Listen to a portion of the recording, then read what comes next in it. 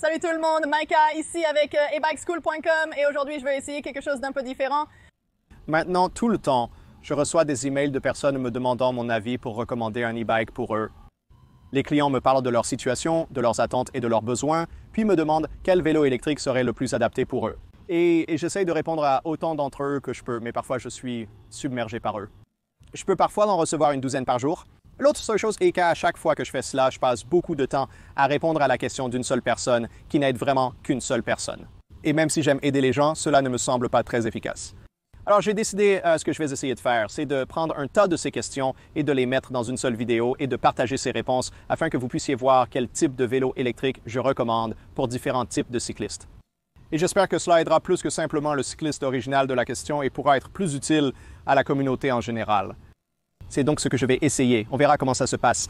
Voici la première question de Rob de Lynchburg, en Virginie. Rob habite assez près de son travail où il fait environ 2 à 3 miles de trajet, mais il a une pente de 15 à 20% d'un quart de mile juste au milieu. Comme il le dit, son trajet monte dans les deux sens. En plus de cela, il pèse environ 250 livres, ce qui, je crois, est quelque part autour de 110 ou 120 kilos, et il veut aller à 25 miles par heure, ce qui est environ 40 km par heure. Il y a donc deux vélos qu'il regarde en ce moment, la série Ride One Up 500 et l'Aventon Pace 500. Il s'interroge sur la pertinence de ces deux modèles de vélos électriques de 500 watts pour son usage. Merci pour la question, Rob. J'ai effectivement conduit ces deux vélos et ce sont tous deux d'excellents vélos. L'avantage est que les deux sont assez abordables. Le Ride Up coûte environ 1100 $, tandis que l'Aventon 500 se situe autour de 1300 $ à 1400 $. Donc, ils correspondront à votre budget envisagé. Votre situation spécifique comprend 3 types d'exigences de haute puissance, ce qui pose problème. D'abord, vous voulez rouler à environ 40 km par heure. Deuxièmement, il y a des collines. Troisièmement, vous êtes un meilleur cycliste. Chaque élément demanderait plus de puissance à lui seul. Ensemble, il nécessite définitivement un vélo de plus grande puissance. À 500 watts, si vous rouliez uniquement à l'accélérateur, vous n'auriez pas les performances que vous recherchez. Je doute que vous puissiez atteindre vos objectifs. Cependant, dans votre email, vous avez dit que vous voulez vous remettre en forme et vous allez certainement pédaler. Pour les cyclistes, un minimum de 500 watts est probablement nécessaire. Je préfère vous voir sur un vélo de 750 watts, mais vous pouvez y arriver avec 500 watts si vous pédalez. La montée ne sera pas amusante, mais ce sera un bon exercice. De plus, ces vélos ont des cassettes à 7 vitesses, permettant de passer facilement à une vitesse inférieure et d'utiliser une assistance de puissance plus élevée pour bien s'en sortir. Entre ces deux vélos, l'Aventon Pace est un peu plus agréable. Il a aussi le frein à disque hydraulique, donc il a un peu une mise à niveau. Je crois que leurs batteries sont similaires à ceux de 500 Wh. Pour Ride One Up, une 800 WH est disponible, mais pour un trajet de 2 à 3 miles, la batterie de série devrait suffire. Entre ces deux vélos, vous êtes probablement bien. Si vous vouliez améliorer un peu, je recommanderais probablement quelque chose comme le Rad Power Rad City, qui est un très bon vélo pour les trajets quotidiens. Il a ce puissant moyeu arrière à entraînement direct de 750 watts. Il n'a pas les freins à disque hydraulique de l'Aventon, mais il vous donnerait un peu plus de puissance. Si vous êtes à l'aise pour pédaler la plupart du temps, ce qui semble être le cas, je pense que la série Ride One Up 500 ou l'Aventon Pace 500 vous conviendront probablement. Entre ceux-ci, je choisirais probablement personnellement l'Aventon Pace 500 si j'avais l'argent supplémentaire, mais vous pouvez économiser quelques centaines de dollars en optant pour la série Ride One Up 500, et l'inconvénient est que vous n'obtenez pas les freins à disque hydraulique. Mais l'autre, effets du vélo vont être assez similaires. La performance est similaire, vous obtiendrez un bon vélo dans tous les cas. J'espère que c'est utile. Ensuite, nous avons Howard Gabe de Santa Monica, Californie, qui s'intéresse à un vélo Jetson Bolt de 300 $. C'est un vélo que vous pouvez acheter en ligne ou chez Costco ou Target, comme il le dit, et il le veut essentiellement pour se promener dans des endroits comme la promenade de Venise. J'ai aussi fait du vélo, le Jetson Bolt. C'est, je dirais plus un scooter assis qu'un vélo, mais il a cette forme de vélo, ce qui est bien parce que vous êtes assis. Et surtout pour une personne plus âgée qui ne veut pas être debout sur un scooter debout, je recommanderais probablement cela. J'avais en fait le Jetson Bolt et je l'ai donné à ma mère pour cette raison, parce que c'est juste plus confortable pour elle d'être assise sur un petit scooter de style vélo que de se tenir debout sur un scooter à pied normal. Le souci avec le Jetson Bolt est qu'il manque simplement de qualité. Vous le savez en y entrant. C'est un 300 $. Donc tant que vous êtes à l'aise en sachant que vous obtenez un vélo moins cher, il peut toujours fonctionner pour votre objectif, qui est essentiellement de se promener lentement sur la promenade. Alors l'assemblage est simple, le produit est presque entièrement préassemblé. Je pense que les guidons sont simplement repliés et vous devez fixer la selle et les pédales, ce qui est assez facile. Et pour un vélo de croisière à basse vitesse pour un homme plus âgé, il peut certainement vous convenir. De plus, il est assez léger et facile à transporter. Si votre objectif est un vélo bon marché pour débutants pour se balader sur la promenade, c'est un bon choix. Oui, je le recommanderais, mais non. Sachez que ce n'est pas de très haute qualité et l'autre chose est qu'il n'a pas une très grande batterie. Je ne me souviens pas de la taille de la batterie de tête, mais vérifiez certainement cela et regardez la portée parce que quelle que soit la portée qu'ils indiquent, vous allez probablement obtenir environ 50 à 75% de cela. Donc regardez cela, mais sinon oui, c'est un petit e-bike d'entrée de gamme bon marché tout à fait correct. Marc à Palm Springs regarde deux vélos, le GoTrack Shift S On et le Swagtron EB7 Elite. Il est élite. Il penche vers le GoTrax parce qu'il est moins cher, plus léger et il a également des frais supplémentaires à l'achat. Et ça peut y entendu que l'assistance au pédalage du Swagtron peut donner une impression de perte de contrôle. Et encore une fois, j'ai roulé avec ces deux vélos, je ne devrais pas le dire. J'ai roulé avec le GoTrax, j'ai roulé avec la version légèrement améliorée du Swagtron EB7, j'ai testé la version Plus. Ils s'intéressent à l'élite. Ils sont très similaires. Entre les deux, ce sont tous les deux, encore une fois, des vélos d'entrée de gamme très bon marché. Ils sont assurément supérieurs à ce Jetson Bolt. Ce sont aussi tous les deux de vrais vélos car ils ont des pédales. Si vous cherchez un vrai vélo électrique que vous pouvez pédaler, même si la batterie est à plat, c'est une meilleure option qu'un scooter car vous pouvez toujours le pédaler. Ce sont deux vélos très abordables, il faut en être conscient dès le départ. Entre les deux, mon expérience avec le Swagtron, je n'ai pas vraiment remarqué que l'assistance au pédalage semblait hors de contrôle. Ces deux vélos ont une assistance au pédalage bon marché basée sur la cadence, qui mesure la rapidité de rotation des pédales pour appliquer de l'énergie, contrairement à la méthode plus agréable du capteur de couple, mesurant la force exercée sur les pédales. Avec les capteurs basés sur la cadence moins chers, ils ont toujours l'air un peu plus saccadés, donc c'est juste une norme pour ces vélos bon marché, mais à mon avis, les deux vélos se ressentaient assez similaires et aucun ne semblait hors de contrôle. Le Swagtron EB7 a de meilleures roues, vous n'avez pas à vous soucier des rayons qui se cassent, et il a aussi cette suspension arrière qui n'est pas géniale, mais qui fait une petite différence. Il y a donc une raison de mettre à niveau pour environ 100 $ ou plus si ces éléments vous importent. Pour les chargeurs, vous appréciez que le GoTrax propose des chargeurs de rechange, contrairement au Swagtron dont les chargeurs sont indisponibles ou introuvables. Avec ces chargeurs, vous n'avez pas vraiment besoin de celui de l'entreprise.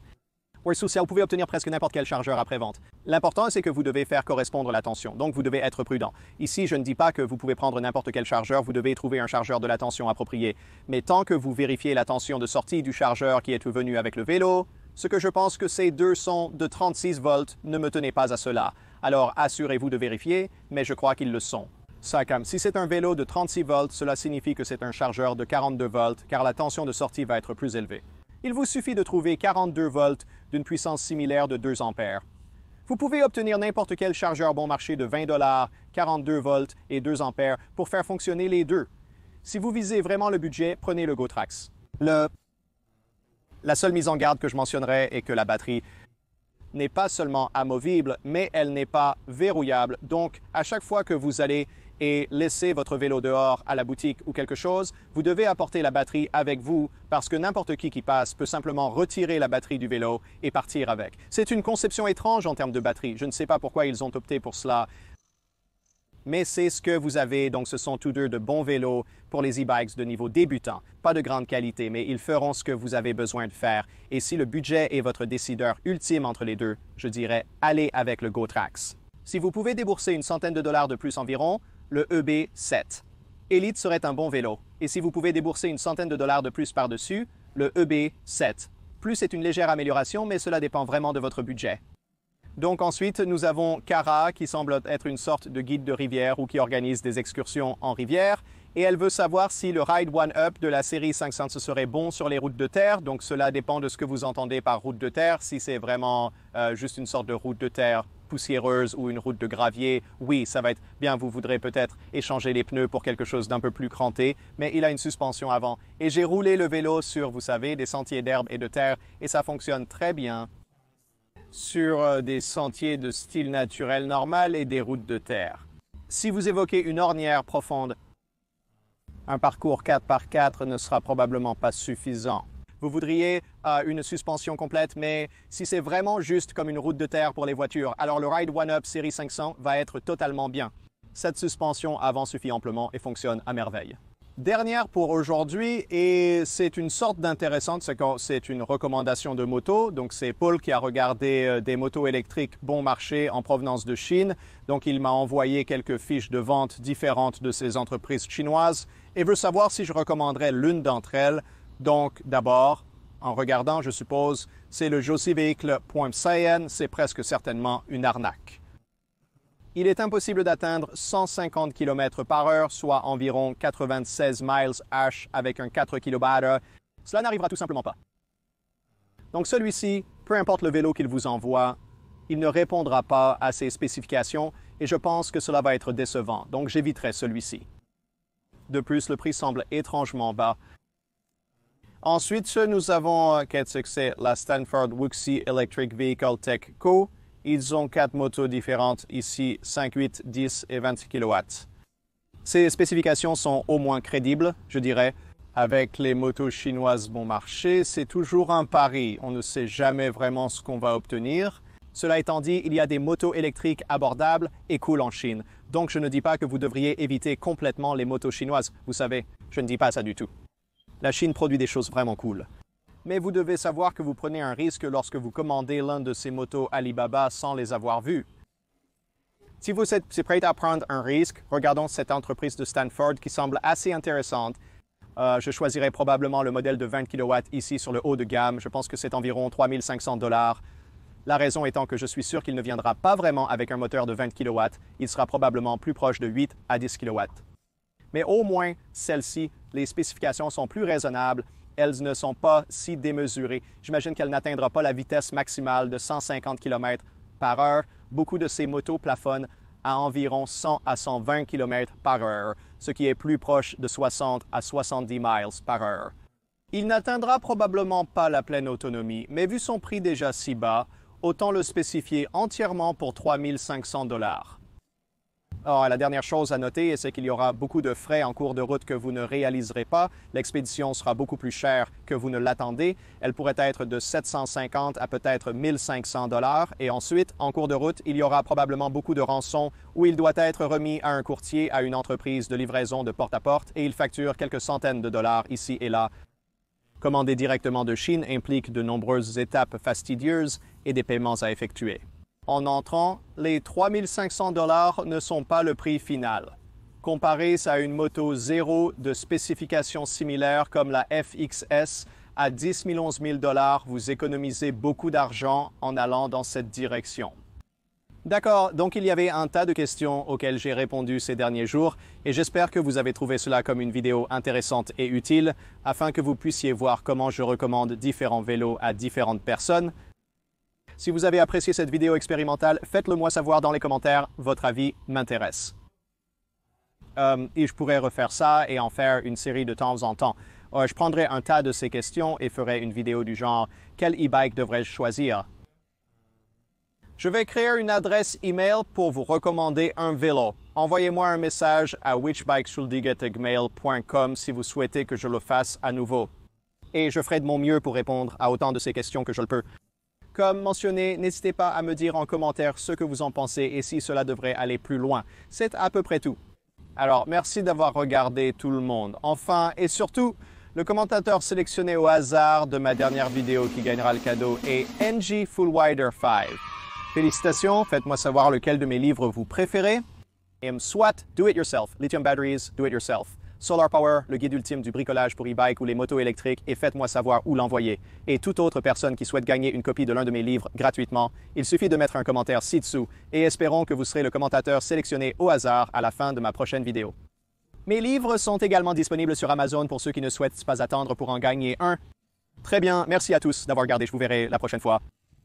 Wow, le soleil brille de mille feux aujourd'hui.